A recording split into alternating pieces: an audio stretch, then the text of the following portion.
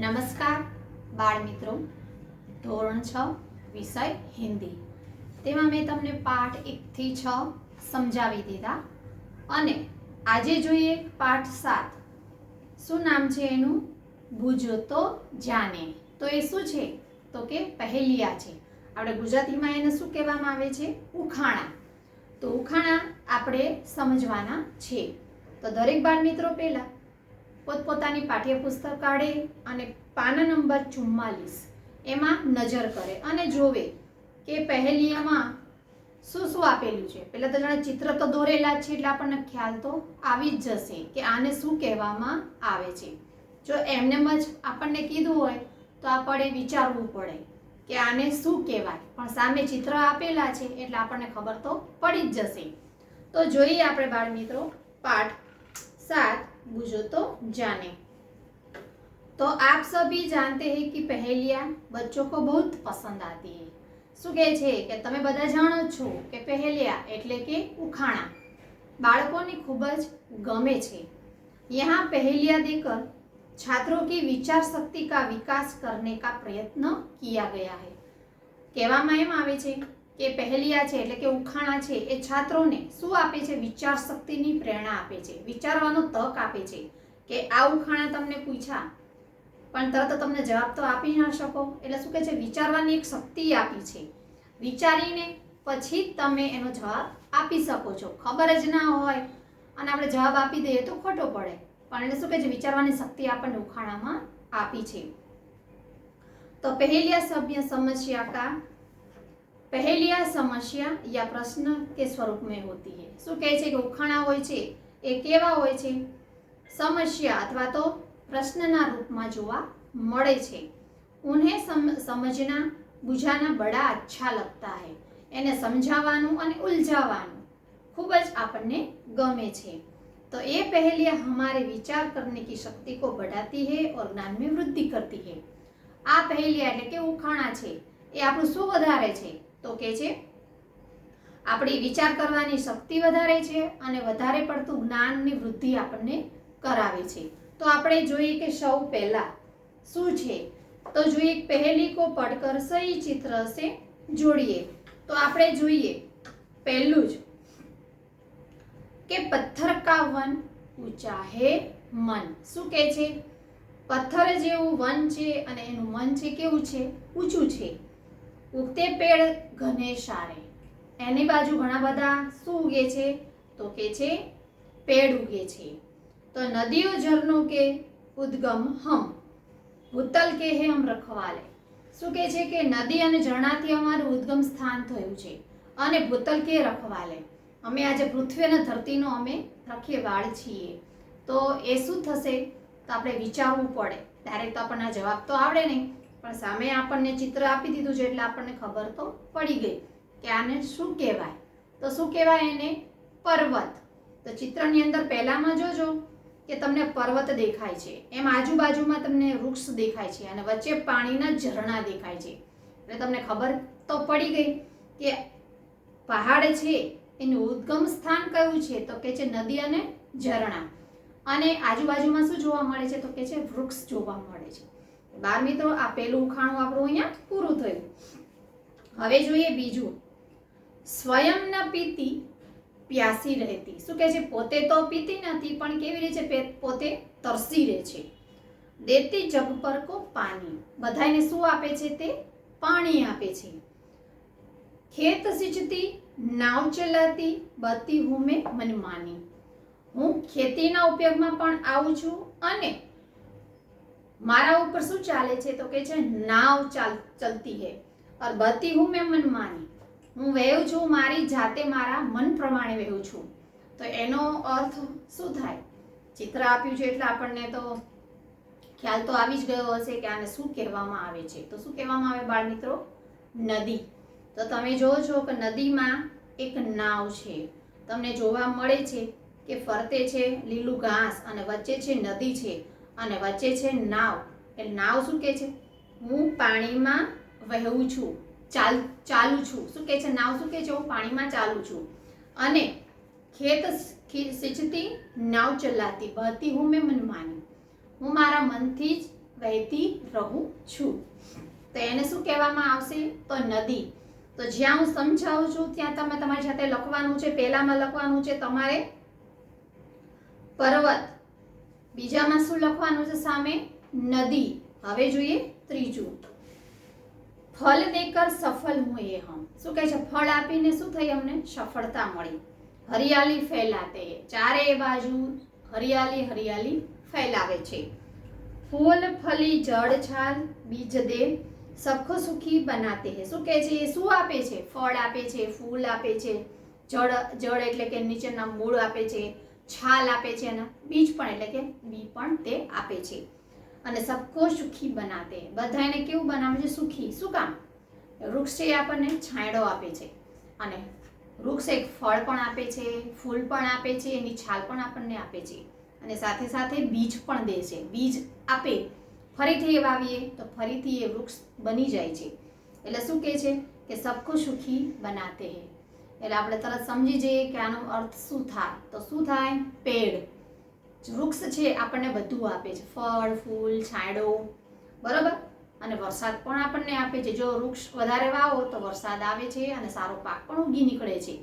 એટલે સામે તમને જોવા મળશે કે વૃક્ષ છે એટલે કે પેડ.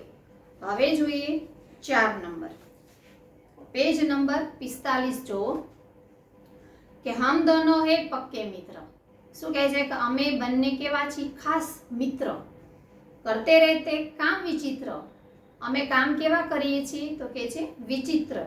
5 સેવક કે સાથ. 5 સેવક યાની કે 5 આંગળીઓ છે મારી. લેકિન કરતે કભી ન બાત. પણ કોઈ દિવસ અમે વાત કરતા નથી. તો એ શું થશે? તો આપણા હાથ. આપણે કેટલા? 5 સેવક એટલે કે આપણી 5 આંગળીઓ છે એટલે કુલ બનીને કેટલી થઈ? 10. એટલે શું કહે છે? હાથ. એટલે ધ્યાનથી તમારે આ સમજવાનું છે. તમને બહુ મજા આવશે. ઉખાણા હોય એટલે તમને મજા તો આવે જ આ પાઠની અંદર કે શું કહેવા માંગે છે. હવે જોઈએ 5મો, कभी हूँ पतला तो कभी हूँ मोटा, कभी गेंद जैसा हूँ, मेरी कोई बहन नहीं पर बच्चों का मामा हूँ. શું કહે છે? કે કભી હું પતલા એટલે કે કોકવાર હું નાનો તો કોકવાર હું મોટો. કભી કેવો થઈ જાય છે? તો કે કોકવાર હું દડા જેવો થઈ જાઉં છું.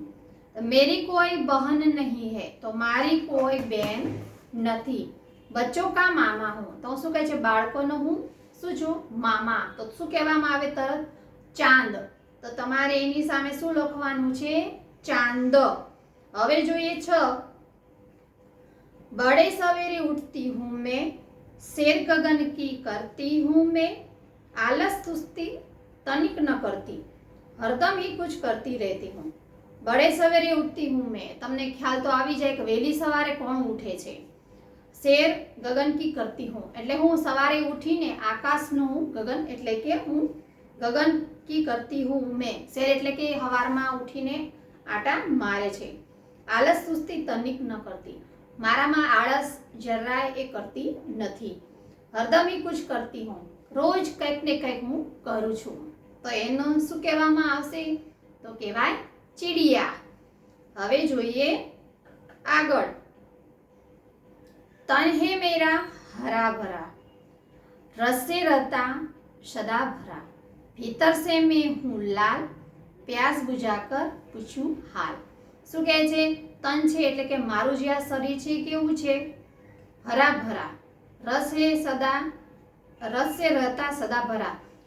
બહારનું શરીર છે મારું કેવું છે? લીલું છે અને અંદર છે કેવો? રસ છે ઘણો બધો. ભીતર સે મેં હું લાલ એટલે કે અંદરથી હું કેવું છું? તો કે છે લાલ. પ્યાસ બુઝાકર પૂછું હાલ, બધાને હું તરસ છીપાવીને એના હાલ પૂછું છું. તો એ શું થાય? તો તરત આપણે કહી શકીએ કે તરબૂજ. તો બાળ મિત્રો ક્રમશર મેં સમજાયા છે એટલે કે આડાઅવડા ઉખાણા આની ચોપડીની અંદર આપેલા છે, પણ મેં તમને ક્રમશર મારી રીતે જ પાઠ્યપુસ્તકની અંદર તમને મેં સમજાવ્યું છે. પણ તમારે તમારી જાતે ચોકઠા જોડવાના છે કે કઈ સામે શું આવે એ તમારે લખવાનું રહેશે. તો આ પહેલિયા મેં તમને સમજાવી દીધી, પણ હવે જોઈએ એના અભ્યાસ. તો સૌ પહેલા પાઠ્યપુસ્તકમાં તમે પેજ નંબર 46 જુઓ, તેમાં સૌ પહેલા શબ્દાર્થ આપેલા છે, એ મેં તમને અહીંયા શબ્દાર્થ લખેલા છે. તો અભ્યાસ હું તમને બોર્ડ વર્ક કર્યું છે, અમુક સવાલ જવાબ જ લખ્યા છે, અમુક જે છે એ તમને જાતે આવડે જ છે, એ તમારે જાતે કરવાનું રહેશે. પણ સૌ પહેલા આપણે જોઈએ શબ્દાર્થ. બરોબર, તો શબ્દાર્થની અંદર પાઠ્યપુસ્તકમાં તમે ખોલીને જોજો કે શબ્દાર્થ કેટલા છે. તો મેં અહીંયા લખ્યા છે શબ્દાર્થ. તો પહેલી એટલે કે સમસ્યા, તન એટલે કે શરીર, અને હસ્ત એટલે હાથ, ભૂતલ એટલે પૃથ્વી અથવા તો ધરતી. તમારી પાઠ્યપુસ્તકની અંદર શબ્દાર્થ આપેલા છે. હવે એનું જોઈએ અભ્યાસ. तो वाक्यों में कुछ फल और सब्जियों के नाम है, उन्हें ढूंढकर उदाहरण के अनुसार लिखिए. तो આપણે જોઈએ કે અ બ ક ડ આપેલું છે, તો તમારે એની સામે આ વાક્યમાં જ શું છુપાયેલું છે તો કે છે ફળ અને સબ્જીયા, એ તમારે શોધવાની છે. તો આપણે જોઈએ કે પહેલું જ શું છે, પહેલું જ છે ઉધર આ મત જા. શું લખેલું છે પાઠ્યપુસ્તકમાં? જોજો બાળકો કે અ ની અંદર શું લખ્યું છે કે ઉધર આ મત જા. તો આપણે એમાં ફળ અથવા સબ્જી જે આવતું હોય એનું નામ લખવાનું રહેશે. તો મેં અંડરલાઈન રેડ પેનથી કરેલું છે આ અને મત, આ બંને છૂટું છે, પણ આપણે આ વાક્યની અંદર શું શોધવાનું છે? ફળ અને સબ્જીયા. તો આપણે લખવાનું છે અહીંયા આમ, ઉધર આ મત જા. એટલે આપણે અહીંયા સામે ચોરસ કરેલું છે, લંબચોરસ કરીને ખાનું દોરેલું છે, એની અંદર તમારે શું લખવાનું છે? આમ. હવે જોઈએ બ, અંદર આલુ લગ જાયેગી. એવું તમને વાક્ય અટપટું લાગે છે ને બોલવાથી કે આમાં કંઈ બંધ બેસતું આવતું નથી, પણ આપણે અંદરથી શું શોધવાનું છે? સબ્જીયા અને ફળ ના નામ શોધવાના છે. તો જો અંદર એ લખેલું છે, તો આ અને લુ, તો આપણે શું લખ્યું અહીંયા? આલુ. બરાબર, આવી રીતે તમને એક બે સમજશો એટલે તમને ખ્યાલ આવી જશે. હવે જોઈએ ક, જયપાલ કલ આયા થા. હવે તમને થશે કે આની અંદરથી શું શોધવું? વાક્ય બહુ મસ્ત બંધ બેસતું આવેલું છે, તો આપણને વિચાર આવે કે જયપાલ કલ આયા થા, તો આપણે એમાંથી શું શોધશું એવો વિચાર આવે. તો જો અહીં લખેલું છે પાલક, આપણે ચોરસમાં શું લખ્યું છે? પાલક. હવે જોઈએ ડ, સંતરામ આ ગયા. તો આમાંથી શું બનશે? ફળનું નામ બનશે. તો આપણે જોઈએ કે સંતરા. શું છે? સંતરા. તો આપણે અહીંયા સંતરા લખ્યું છે. ચ, ફેલા હુઆ કામ અબ સિમટ રહા હૈ. હવે આમાં પણ એક સબ્જીયાનું નામ બનશે. તો મેં રેડ પેનથી લાઈન કરેલું છે મટર. તો અહીંયા જવાબ લખ્યો આપણે મટર. તો પ્રશ્ન નંબર 1 મેં અહીંયા સમજાવી દીધો અને લખાવી પણ દીધો છે. તાર પાઠ્યપુસ્તકમાં લખવાનું છે, નોટમાં પણ લખવાનું છે. હવે જોઈએ પ્રશ્ન નંબર 2. चित्र पहेलियां ध्यान से देखो और उन्हें बताओ यहाँ कौन कौन से प्राणी पक्षी चित्रित है. એ તો તમને આવડે જ. તમારે અહીંયા જોવાનું છે કે કયા કયા પ્રાણીઓ છે અને પક્ષીઓ છે, એ તમારે જોઈને વર્ણન કરવાનું છે. હવે જોઈએ પ્રશ્ન નંબર 3. इन शब्दों को वाक्य में प्रयोग कीजिए. पाना नंबर છે 47, એમાં તમે જુઓ પ્રશ્ન નંબર 3 મેં લખ્યો છે કે જે તમને આવડે છે એ મેં નથી લખ્યા, જે તમને નથી સમજણ પડતી એ મેં અભ્યાસના સવાલ જવાબ અહીંયા લખ્યા છે. તો જોઈએ આપણે કે इन शब्दों का वाक्यों में प्रयोग कीजिए. तो उदाहरण तरीके તમને પાઠ્યપુસ્તકમાં તો આપેલું છે પર્વત. બરાબર છે, તો હિમાલય ઊંચા પર્વત હે. તમે આગળના ધોરણમાં ભણી ચૂક્યા હશો કે જે શબ્દો આપ્યા છે એને આપણે વાક્યમાં પ્રયોગ કરવાના છે. એટલે વચ્ચે આ શબ્દ આવવા જોઈએ, જે પાઠ્યપુસ્તકની અંદર 1 થી 6 આપેલા છે, તો એ શબ્દ વાક્યની અંદર વચ્ચે આવવા જોઈએ. તો આપણે એ રીતના વાક્ય બનાવીશું. જોઈએ પર્વત, તો હિમાલય ઊંચા પર્વત હે. તો વચ્ચે આ પર્વત આવ્યું, એવી રીતે આપણે વાક્ય બનાવવાનું રહેશે. હવે છે પેડ, તો પેડ હમે ફલ દેતે હે. આપણે આપણી રીતે બનાવી શકીએ વાક્ય, પણ એની અંદર આ શબ્દ આવવા જોઈએ. નદી, ગંગા પવિત્ર નદી હે. તો નદી વચ્ચે આવ્યું, आम એટલે કે आम फलों का राजा है એટલે વચ્ચે આમ આવ્યું। હવે જોઈએ હાથ। खाने से पहले हाथ धोने चाहिए तो हाथ છે અહીંયા વચ્ચે આપણે લખીને એનું વાક્ય બનાવ્યું છે। હવે છે મકાન તો यह नया मकान किसका है પ્રશ્ન ચિહ્ન પણ આવે છે વાક્યની અંદર। જો તમારી રીતે તમારે વાક્ય બનાવવું હોય તો પણ તમે બનાવી શકો છો। છઠ્ઠું છે ખિલોના। माँ बच्चे के लिए खिलौना लाई। શું કહે છે કે माँ बच्चे के लिए खिलौना लाई તો આપણે વચ્ચે ખિલોના આવી ગયું। હવે જોઈએ પ્રશ્ન નંબર 4। 8 अंतर बतलाओ जल्दी दिखाओ अपनी अकलमंदी। આની અંદર જે 8 ભૂલો છે બંને કોષ્ટકની અંદર તમને ચિત્ર જોવા મળશે। એ ચિત્ર કયા કયા છે તો એમાંથી આપણે 8 ભૂલો બતાવવાની છે। એ તમારી જાતે તમારે કરવાનું રહેશે। હવે જોઈએ પ્રશ્ન નંબર 5। प्रश्न नंबर 5 में लख्यो छे कि पढ़कर कोष्टक में उचित शब्द लिखिए। तो जे वाक्य छे शुं छे प्रश्न छे तो आपणे एनो सामे आ रीतना चौरसमां जवाब लखवानो छे। तो जोईए आपणे पहेलो छे किसी को जाने के लिए कहना। आपणे कोईने जवा माटे कहेवुं होय तो आपणे हिंदीमां एने शुं कहेवामां आवे छे तो के छे जा। तो मैं चौरसनी अंदर शुं लख्यो छे जवाब जा। हवे बीजुं छे जीवन अने प्राण તેને બીજું શું કહેવામાં આવે છે જીવન ને પ્રાણ ને તો આપણે અહીંયા લખ્યું છે જીવન અને પ્રાણ તો એનો બીજો અર્થ શું થાય જાનમ એટલે કે જીવ આપણો।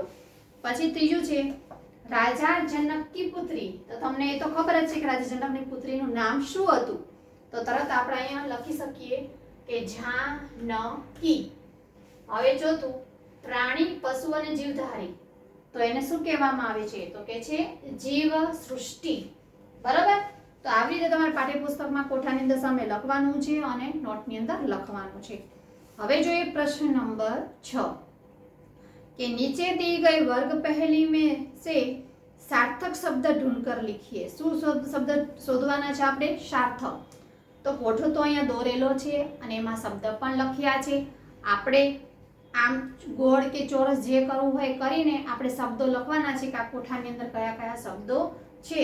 तो मैं कोठो नहीं दोर्यो पण एना डायरेक्ट जवाब में लख्या छे ए तमारे सामे लखी नाखवाना रहेशे। तो जोईए पहेलो ज बने छे मधु। तो तमारे कोठामां जोवानुं छे के मधु क्यां लखेलुं छे तो तमारे एमां चोरस करीने बताववानुं छे। बीजुं छे मामा तो तमारे आमां जोवानुं के मामा क्यां लखेलुं छे। पछी छे बादल। चौथुं छे सरल। पांचमुं छे सावन। छठ्ठुं छे तीर्थ। सातमું नदी અને આઠમું છે દલ અને નવમું વન અને દસમું છે મધ। એટલે કુલ આ કોષ્ટકની અંદરથી કેટલા શબ્દ મળશે કુલ આપણને 10। તો 10 શબ્દ આમાંથી શોધીને લખવાના છે।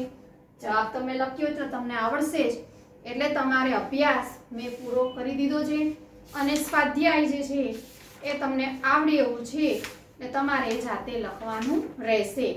એટલે તમારા બાળ મિત્રો લેસનમાં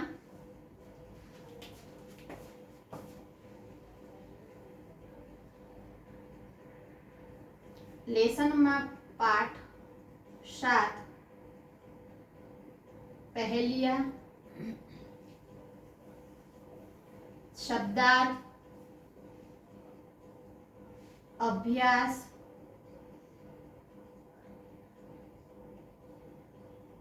અને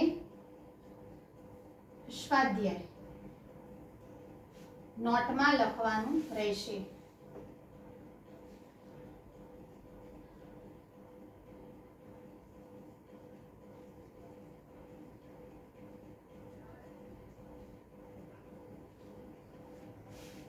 બરોબર એટલે તમારે ધ્યાનથી આ લેસન સમજવાનું છે। પાઠ 7 ની અંદર તમારે પહેલિયા જે મેં સમજાવી છે એ તમારે લખવાની છે અને એની સામે જવાબ લખવાનો છે। એ લખ્યા પછી શબ્દાર્થ લખવાનો છે અને અભ્યાસ પૂરો થાય એટલે પછી તમારે સ્વાધ્યાય લખવાનું રહેશે।